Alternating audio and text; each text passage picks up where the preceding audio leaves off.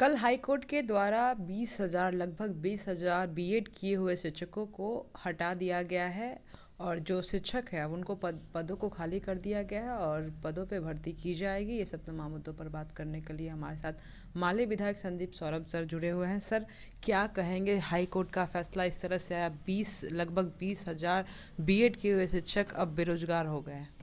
देखिए, माननीय उच्च न्यायालय का जो ये वर्डिक्ट कल आया है, वर्डिक्ट तो इस पे सुनवाई काफ़ी दिन से चल रही थी और फैसला कल आया है। और इसके जो शिकार हो रहे हैं इस फैसले के, वो बिहार के 20,000 से ज़्यादा शिक्षक हैं, जबकि इन शिक्षकों की कोई गलती नहीं है। देश में शिक्षकों की परीक्षा के लिए योग्यता निर्धारण करने के लिए एक केंद्रीय एजेंसी है, एनसीटी। तो जब उसने ये तय किया कि जितने शिक्षक हैं, बीएड वाले जितने अभ्यर्थी हैं, वो सब लोग अप्लाई कर सकते हैं प्राथमिक शिक्षक के लिए, तो उसने तय किया था, उस हिसाब से बिहार की शिक्षा विभाग ने बहाली निकाली, लोग परीक्षा दिए। तो शिक्षकों की गलती इसमें नहीं है, गलती सरकार की है, एनसीटी की गलती है, एमएचआरडी की गलती है। तो उस गलती को दुरुस्त करने का जिम्मेवारी भी उन्हीं को लेना चाहिए। इसीलिए कल के फैसले को देखते हुए हम यही कहेंगे सरकार से, और हमने इससे पहले बिहार विधानसभा में भी ये मुद्दा उठाया था। हमने कहा था कि भाई, जो प्राथमिक शिक्षक पहले से बहाल हैं छठे चरण में, उनके लिए ब्रिज कोर्स की तुरंत व्यवस्था सरकार करे, क्योंकि 2 साल के अंदर ही इनको पूरा करना होता है ब्रिज कोर्स।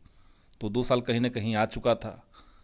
तो हमने कहा सरकार से कि आप जल्दी से जल्दी इनका ब्रिज कोर्स कराइए। तो एक तो सरकार को ये चाहिए कि वर्डिक्ट को देखते हुए अभी तत्काल ब्रिज कोर्स शुरू करे। और डीएलएड और बीएड में जो अंतर है, वो यही अंतर है कि डीएलएड के अंदर ये पढ़ाई की जाए, ये ट्रेनिंग होता है कि आप प्राथमिक विद्यालय के बच्चों को कैसे गीत संगीत के माध्यम से, खेल खेल के दौरान कैसे उसको आप पढ़ाते हैं। तो ये डीएलएड में ट्रेनिंग मिलती है।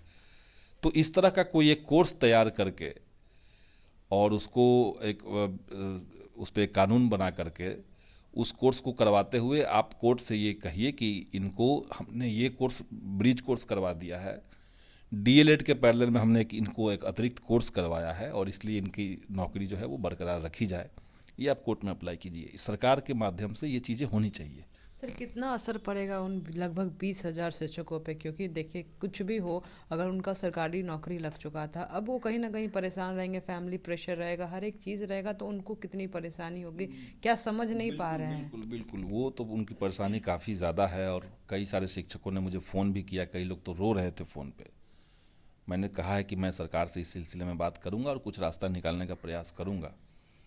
और रास्ता यही हो सकता है मेरे ख्याल से कि आप एक ब्रिज कोर्स कराइए और एक पैरेलल में कोई एक और कोर्स इस तरह का करवाइए, जहाँ पे प्राथमिक विद्यालय के बच्चों को पढ़ाने के लिए ट्रेनिंग हो जाए।